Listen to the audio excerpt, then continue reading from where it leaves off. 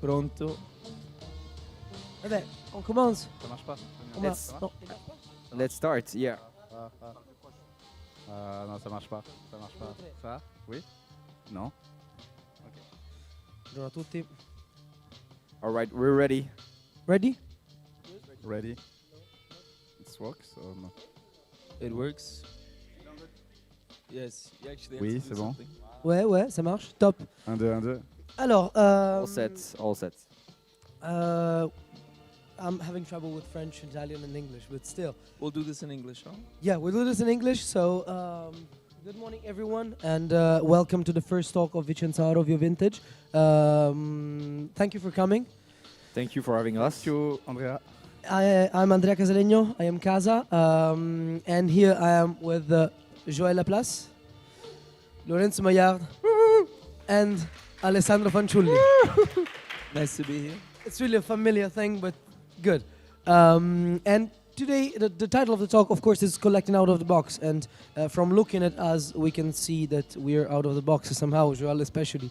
And Joel doesn't know what Yeah. a box is. Yeah. Jokes aside, I try to bring three people that are kind of different in the watch industry.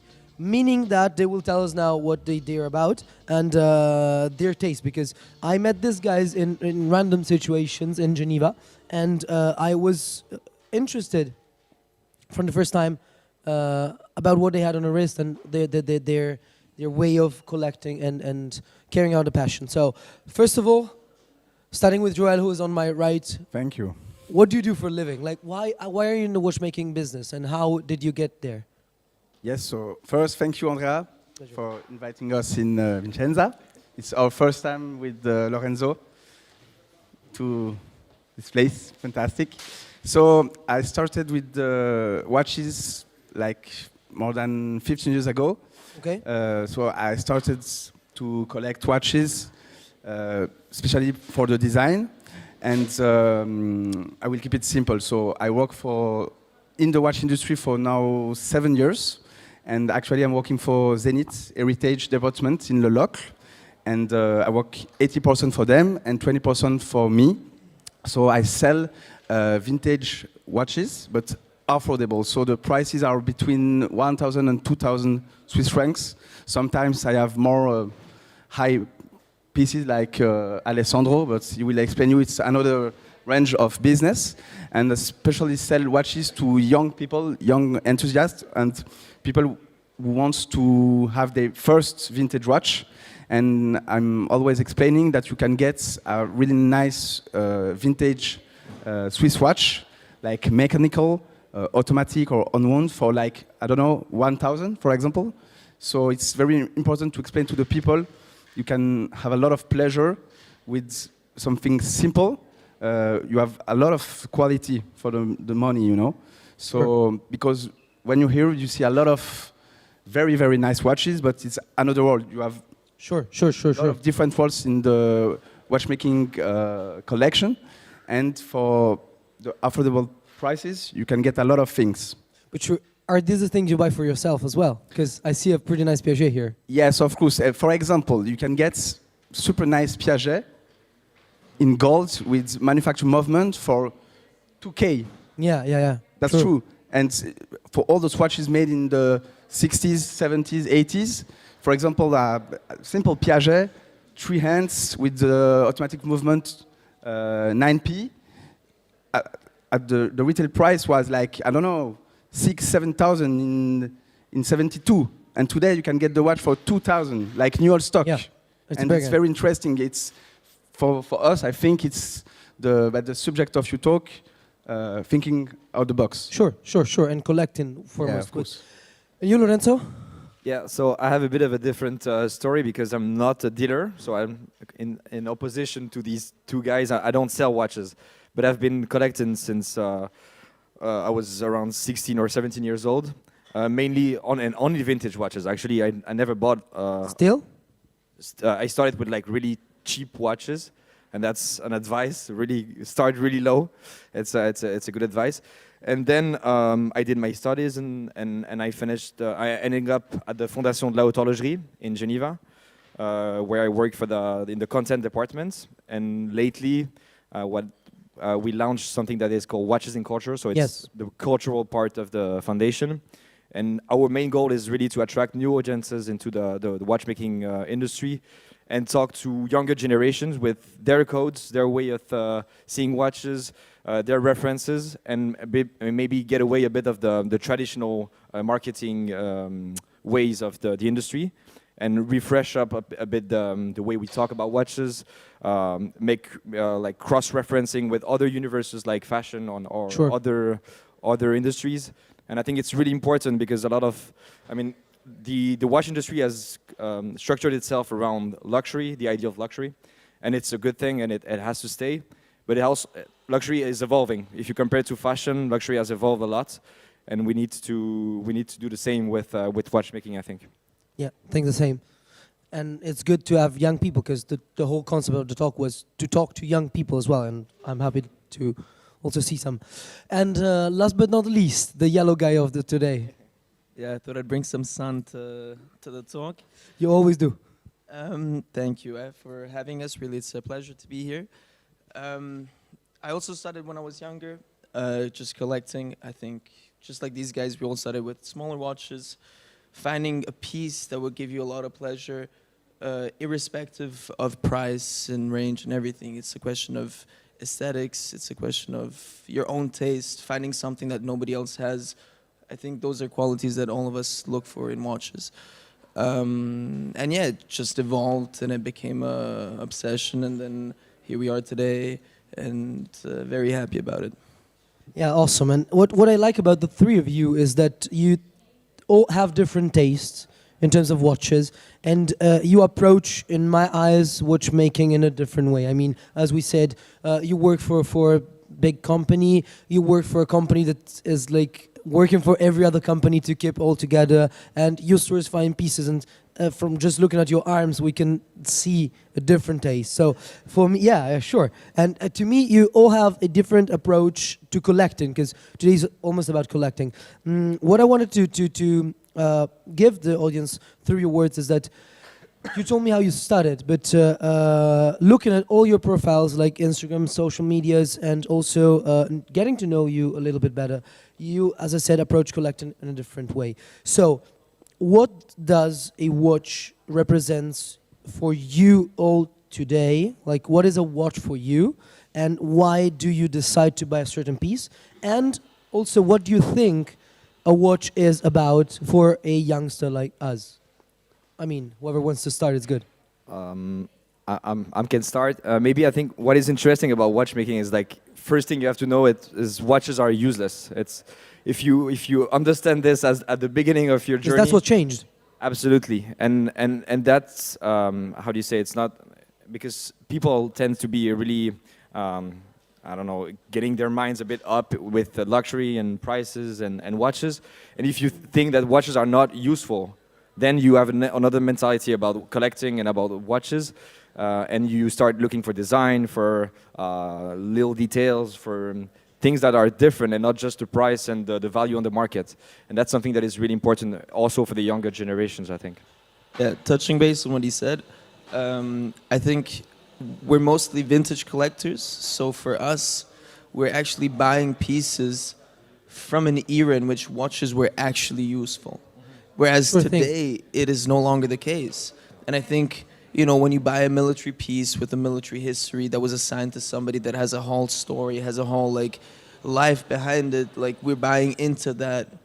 You know, you're just the guardian of a piece that survived 100 years without you. And it's, you know, to us a big pleasure because there's a lot of emotions and morals. But of course, today, watches have become a statement, a fashion piece. It's also like a... You know, you have 5711, it says something about you on an economical level, which is good, but it's also getting to the point of saturation where younger guys say, okay, I have 100K to spend on a watch, but I'd rather buy something cool that says a lot more about my aesthetic values compared to, like, just my wallet. And do you read the time from your watch, or you just use a phone? Honestly? No, Andrea, it's only with the iPhone. Absolutely. You know that's for every of us. That was unexpected, though, but still. We're a bit too broke to service our watches, so most of the time they don't work. Because that's what it's all about. And it's interesting, you said that we buy watches from a time in which they were useful. But compared to nowadays, we all can agree about the fact that we look for aesthetic and that maybe the younger generation looks for aesthetic, right? Absolutely. Yes, of course. And for me, the really important thing, and I think it's the same for you, when you buy a vintage watch, I'm really attached to the facts they were really made in Switzerland. You know, because the Swiss made is another. We can organize a talk about the Swiss made, but when you buy a vintage watch, it can be a Tissot or a Patek Philippe made in the 40s. It was made in Switzerland. Everything, the case, the dial, the metal bracelets, they were made in Switzerland with a lot of different suppliers. Yeah. And today, when for some watch brands, you pay like 6,000 Swiss francs, and it's true, the watch is really Swiss made. But for some, it's not the case. And when you buy a Tissot or an Omega or a Longines from the 40s, it's the real Swiss made, and you can have the watch with an infinite lower price than the new one. And the attention to detail is something that is really spot on. If you look at watches from the 30s or the 40s, yes, even like what Jojo said, the like Tissot or brands that today are more of a entry-level market prices. Back then, there were really all the same suppliers with a lot of attention to detail, and all the cases were finished mostly by hand or like with high-end manufacturers. So it was really something important, and that's what makes vintage watches interesting.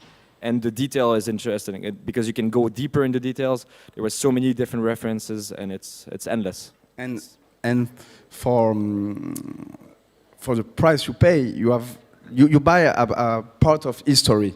That's for sure. For us, it's that's for sure.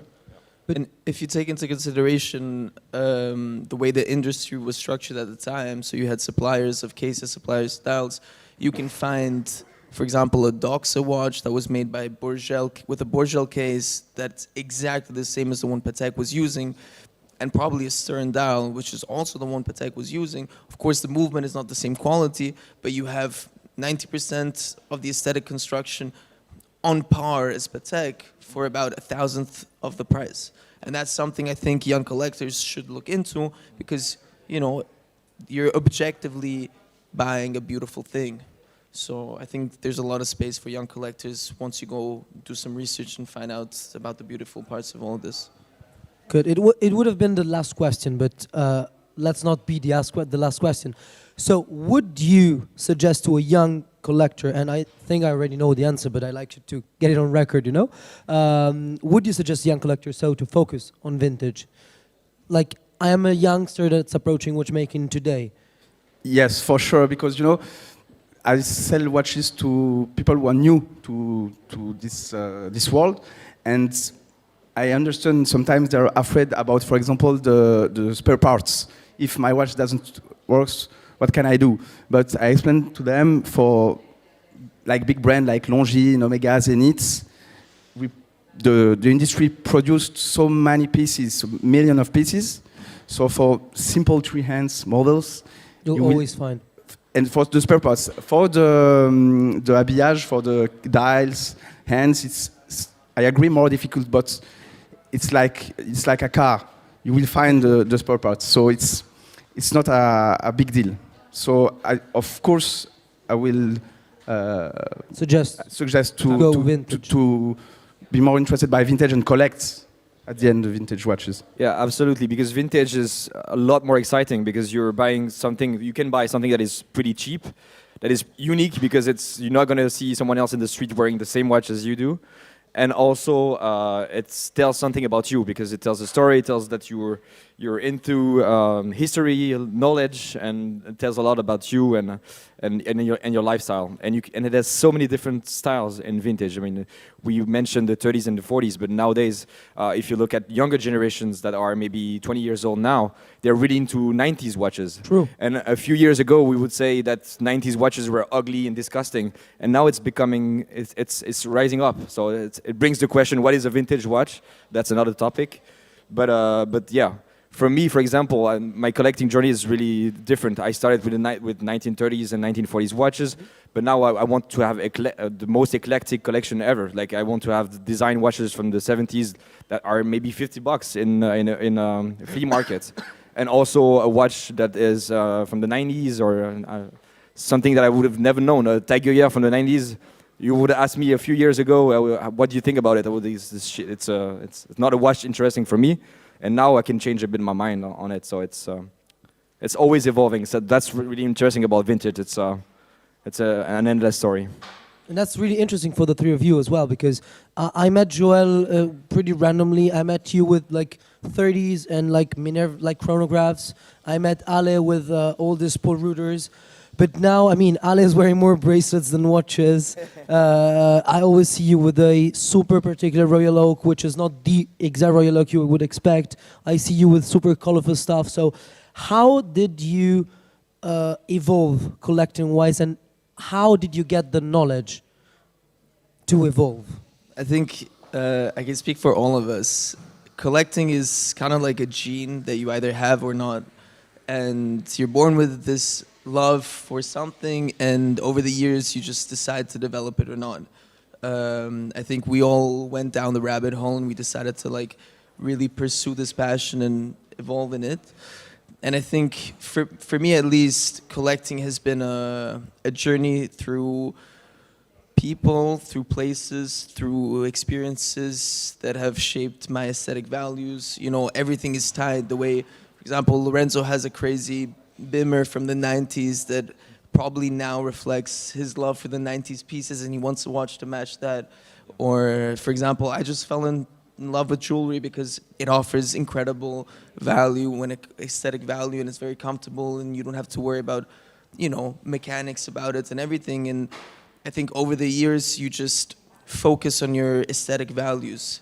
And with regards to vintage, things were made well back then. People loved what they were doing. Things were made by hand. Things were made with like aesthetic ideas that today we don't have, because today the industry is organized so that the designer at a watch company just graduated and, you know, he has no clue what watches are. He just knows how to make a design on InDesign on Adobe, and that's not what the industry needs. We need people who actually know about watches.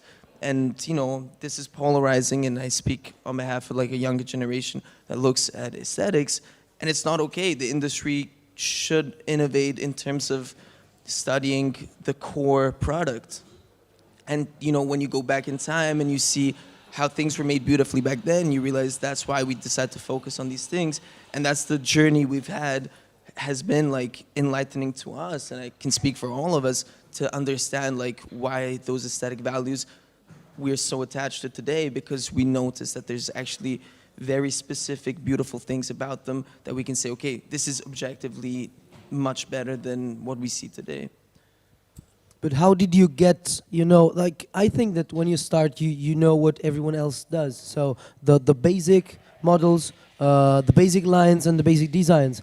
But looking at also your wrist now, I don't see anything which is that cliche, that classical, that widely known. So how did you, I mean, you all work in the industry and you've been around for longer than me, way longer than me, but how did you get the exact knowledge? Like, did you study something particular, or is it just that you're all friends, and that's a great thing about you, like you can share this Yes, among you? of course. Lorenzo is a bit different because he's not dealer, and for example, Ale and I, we are in a completely different kind of business, and for me it's quite simple because I sell affordable watches. So, and in this range of watches, like I sell, like, for example, Mido, Movado, Longines, Omega, Zenith, but some people are looking for this kind of watches, like a lot of collector enthusiasts. But for those watches, there is no bad things related to the watches. So Sure. you won't change. Of course, you can change a dial on a Movado, a Mido, but It's not maybe worth it. It doesn't worth it, and it's not the case for brands like, for sure, obviously Rolex. So Yes.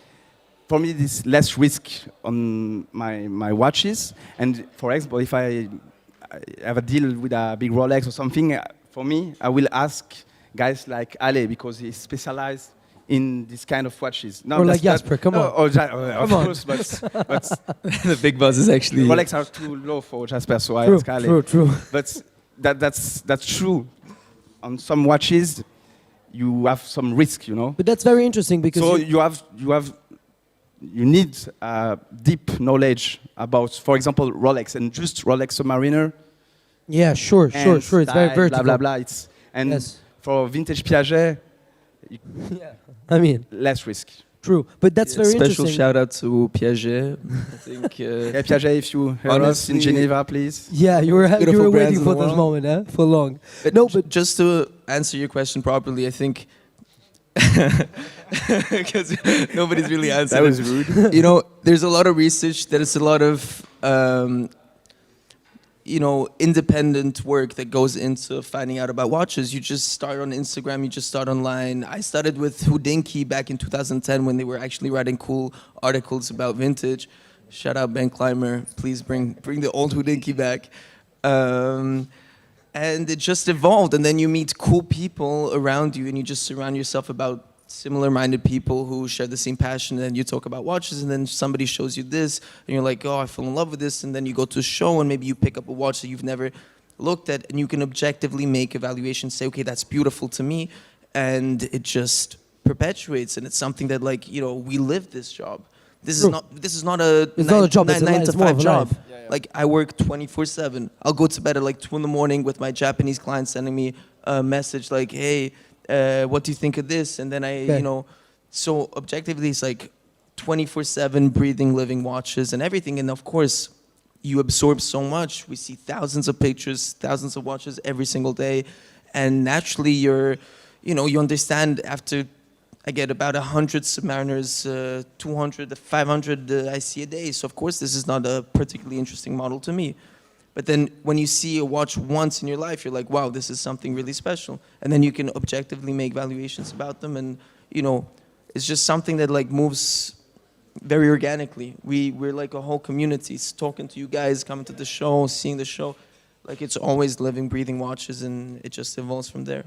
That's very interesting because you made two things clear to me, which are something I get asked about pretty often. And one is that with vintage watches of some type that are actually out of the box somehow, because the Mido and also Piagets are kind of something different from the wider audience models. There's less risk of getting a counterfeit or a wrong watch because when I tell people to go vintage, it usually happens that they say, but what if it's not legit? But you already answered to this, and that's really interesting. And also, from what I got from you, it's more about the people than about something written, more about that. So it's really the people that make a huge difference in the industry. And I'm happy about this because I think you all three make a good work in terms of getting people nearer to the audience and to the market. But what now it's about... I'm super curious because you all source very different watches, and I'm talking about the watches for yourself, not the watch the two of you sell or whatever. Where do you actually think it's correct to source them, and where would you look to? You can also say to JojoLaMontre, huh? It's okay.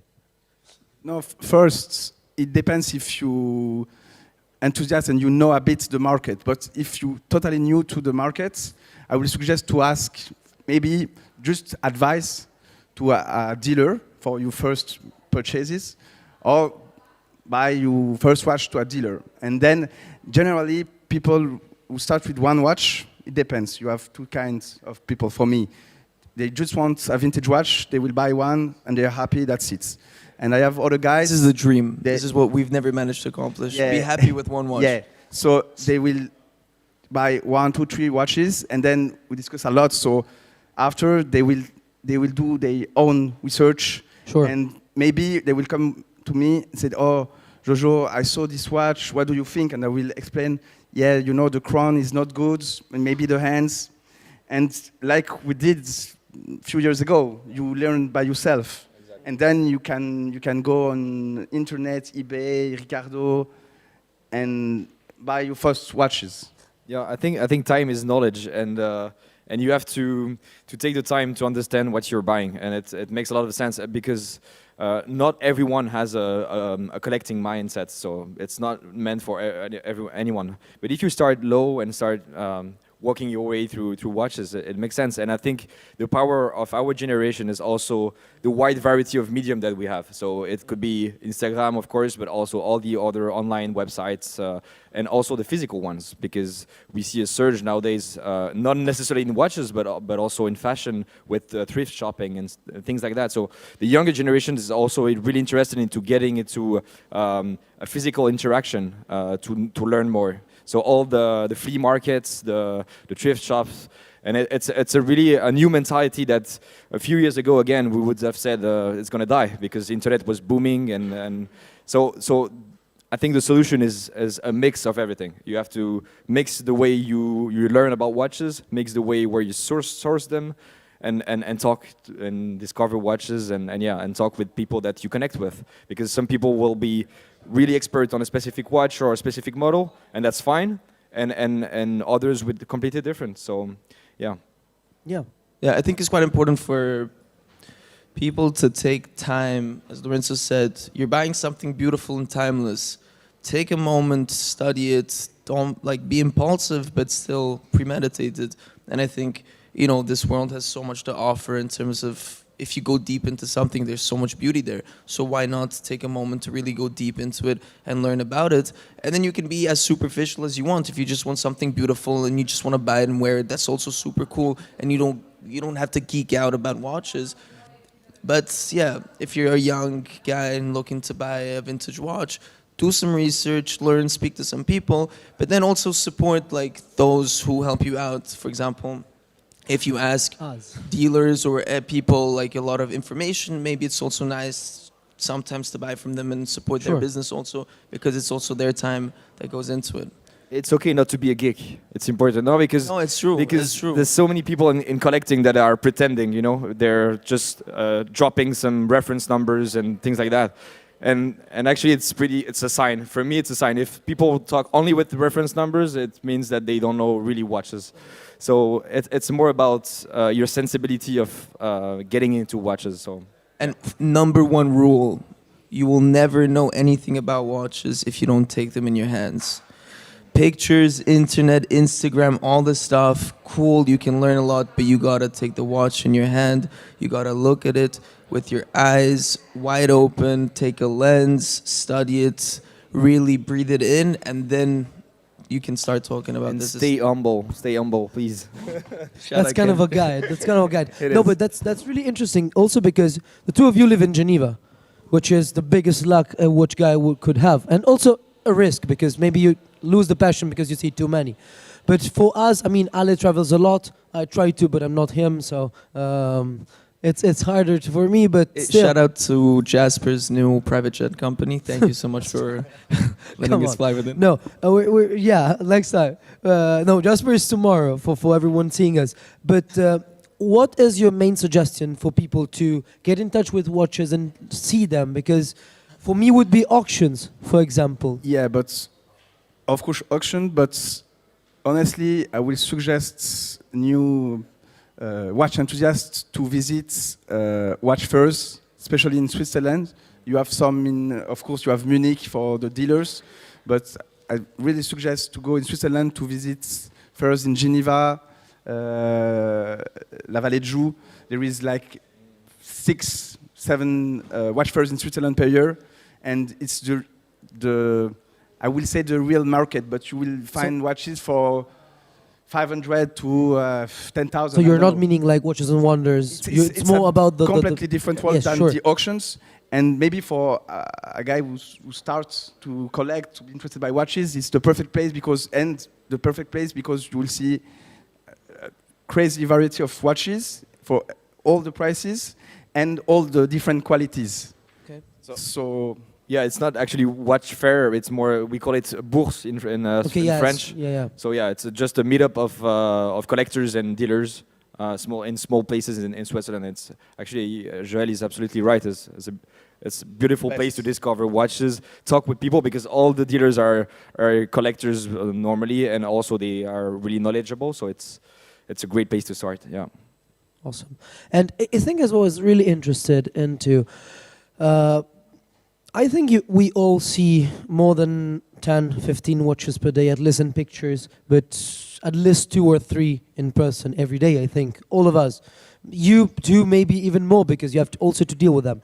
And for me, personally, I find it kind of hard staying passionate in all of them, you know? In some of them, like the one Al is wearing and you all are wearing because they're very interesting, I can find something and they give me emotions and feelings. But are you, like, how do you keep the sparkle alive with passion? I think Seeing it's that many fundamental. Like the most important part is to understand what you don't like, because then you can start to understand what you actually like.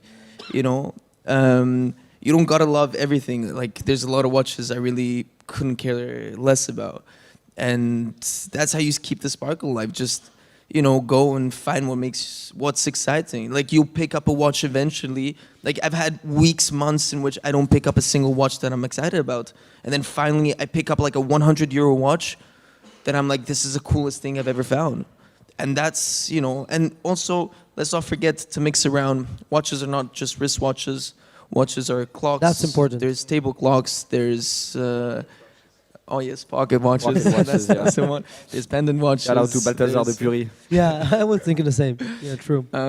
So yeah, you just also just be open to be surprised by what comes your way, and that's very important. Yeah, it's actually what we were saying before. It's a journey. So it's basically like a relationship that you have with your girlfriend or boyfriend. It's That's deeper. so no, it's sometimes you're Sorry, sometimes it's so not good, technically I have sometimes like it's better. 100 girlfriends. No, but it's honestly it's a journey. So you sometimes for a few months you're really disgusted by watches. You don't want to see any more new watches, and sometimes you fall in love with a new watch. Then you go on Tinder. and then you go on Tinder and you find a new watch. Exactly. So Tinder is like Ricardo for us, or no? It's Okay, cool. it is. Cool, perfect. So what's to kind of sum up? You all took different journeys, collecting wise, but you also took different journeys, life wise. And I think that it happens to many people. They start with vintage watches and then they all ask me, how can I work in the watch industry? 2 questions. First one is, would you suggest them to work in the watch industry? And second is, how would you think it will evolve? So if I'm now in last year of high school, what should I focus on? It depends on what you want to do, for sure. But yeah, of course, and it depends where do you live. Of course, if you live in Switzerland, it's quite easy because all the headquarters are in Switzerland. there's nothing else to do. Yeah, sure. Yeah, except finance, and if you are in another country, of course you have watch brands, but with small offices. Like it depends the brand, but you will go, for example, for Rolex Italy, you have to go probably to Milano, and there is an office. It's same for all the brands, but probably you will start in your own country and then join the headquarters in Switzerland. That's quite, it's the way. Would you suggest it? To be interested, and if you really want to work in this industry, you will find a job. If you really want, go for it. I think you don't have to set too many boundaries because it depends. Depending on where you live, it doesn't change a lot nowadays thanks to internet and social medias. You can start your business in Mongolia or I don't know in Kazakhstan, just maybe not in North Korea, but the rest of the countries are. Yeah, you can start with. You can create an account to do things. You can sell watches. You can do a new type of media. You can do exhibitions. I mean, there's so many ways of introducing yourself to the industry. And that's the power of our generation, and we're really thankful to have so many of these powers because back then you were I don't know in South America you could maybe become a dealer or an official retailer, but it was really tough. But now with Instagram you can be wherever. The competition is bigger because it's international, but if you find your market, find your way, you talk about watches and you're interested, it shouldn't be a problem. Yeah, I also think there's so many angles you can approach the watch industry. I feel like with the modern stuff, with the new brands and everything, there's quite a homogenization of, labor. Like you could be working in the watch industry, fashion industry, in the car industry. It's pretty much, I think if you're working in marketing there, it's like very similar jobs. So it doesn't require exceptional like knowledge about the watch world, which is also, I think, reason why a lot of brands are, similar and they're all under certain groups and stuff. So I don't think that should be a particular issue with regards to finding a job. But I think the more interesting part is there's so many angles you can approach the watch industry from as an outsider, as an independent person, kind of like also what you're doing. You created your own job out of thin air. You literally said, okay, I will do something kind of radical and fresh and, and I think that's much more interesting today for young guys because you didn't need any capital at the beginning. You could just invent yourself. And then, of course, as you grow and you want to develop, you will need that. But I think, to me, as a young guy, if you want to approach the watch world, it's probably more interesting to find an angle that nobody's doing instead of going and applying competing like with a CV for a marketing job at a company that, objectively speaking, it's going to be pretty much the same as any other company because, unfortunately, today, that's the way companies are structured. Yeah, and maybe to wrap it up, in terms of the industry, I think there's also a need to get more of the younger generation involved into all the level of the industry. It could be marketing, it could be product development, it could be everything. But there's a real need to refresh up to make the industry better, and it makes sense for all of us. So yeah. And there's also a huge need for watchmakers, for what I absolutely watchmakers, of course. That's a beautiful job. It's going to be a fundamental job in the future with a lot of room. With a huge risk of dying as well, because not many guys are into it, and not many people want to actually work with their hands. And there's the problem of also understanding the prices of a service and the prices of repairing a watch. That's the first barrier. But otherwise, we also have friends in Geneva who are young and start repairing vintage watches, and the knowledge grows and the business grows. So we also have friends who launches their brand without any money, pretty much. I mean, with Kickstarter and whatsoever. Kickstarter, so you can do. Imagine how would you have launched a brand in the 70s without money? So it's impossible. Pretty impossible. True. So what was clear with the talk of today, for what I got, is that you have to think out of the box somehow, both collecting and working, which was the main goal of it. And I'm really happy you made it clear for all of us, and you share with us a lot of knowledge. To conclude it, just a couple fun questions. The first one is, which was your first watch and what will be the next one for the three of you? That's interesting. So my first watch was a Tag Heuer Formula 1 blue dial, quartz movement. And what's the next one then? I will always remember the price. It was 790 Swiss francs. It was quite a lot for me because I was like 16. Wow. I was 16, man. You splurged, huh? I was 16, man. I've never seen you spend that kind of money since. The advertising with the driver Kimi Raikkonen.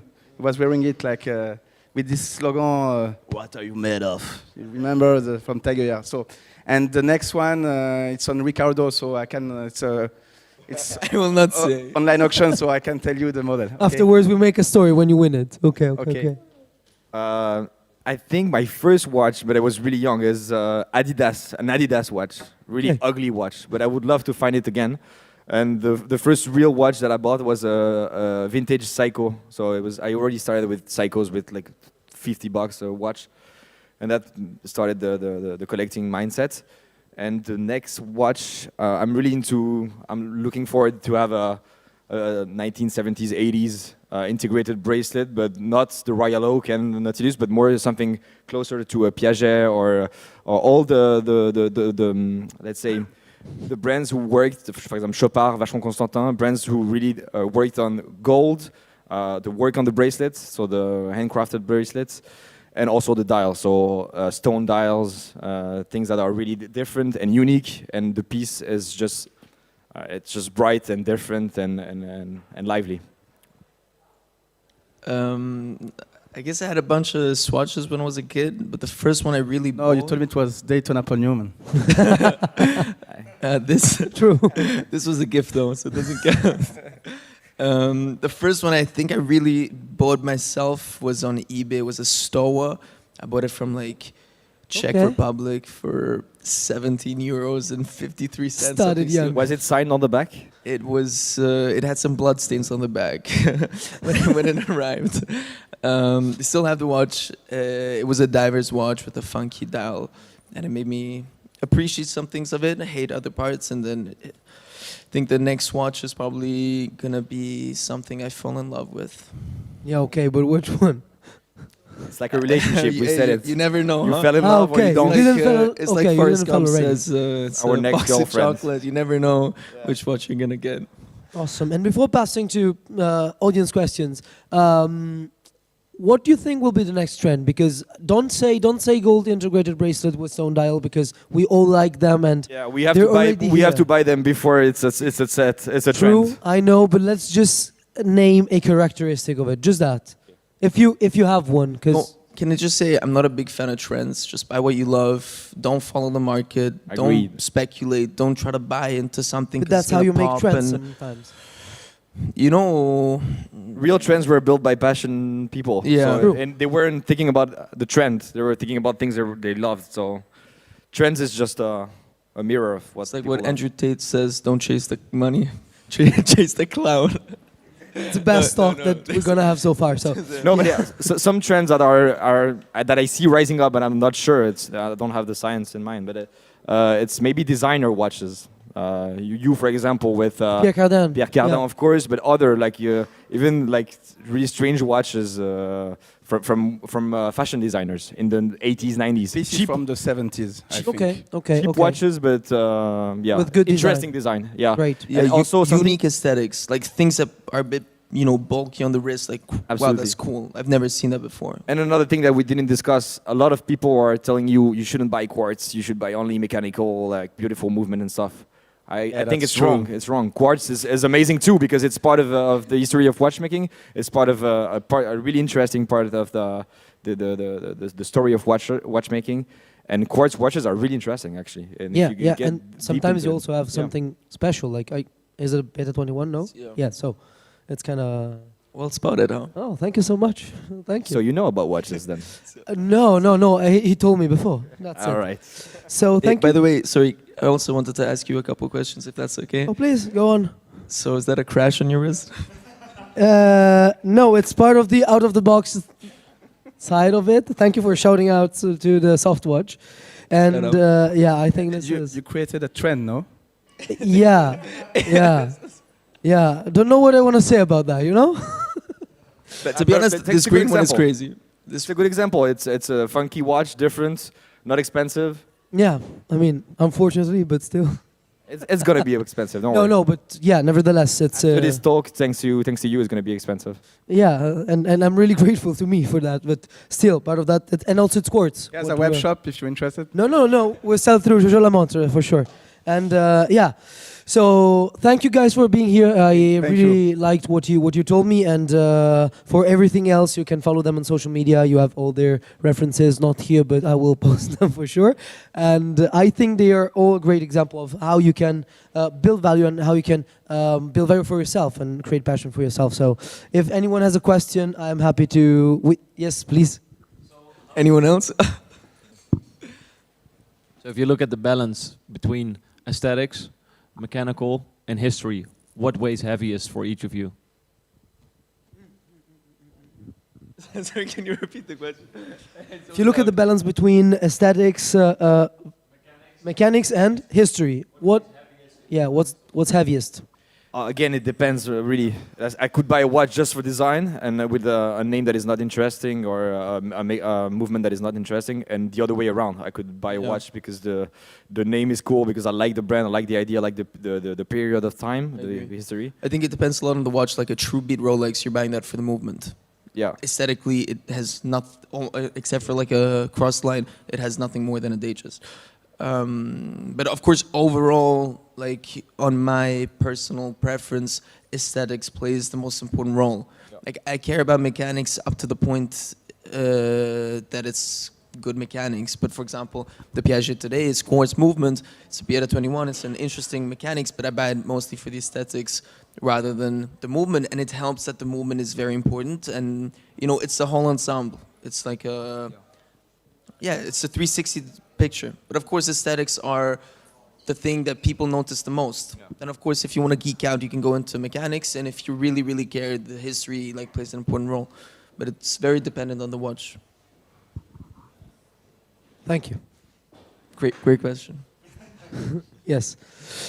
Awesome, guys. I think we have to leave place to the talk. So we'll do more. Thank you very much. Enjoy the show. Thank you. Enjoy the show. Thank you. Grazie a tutti.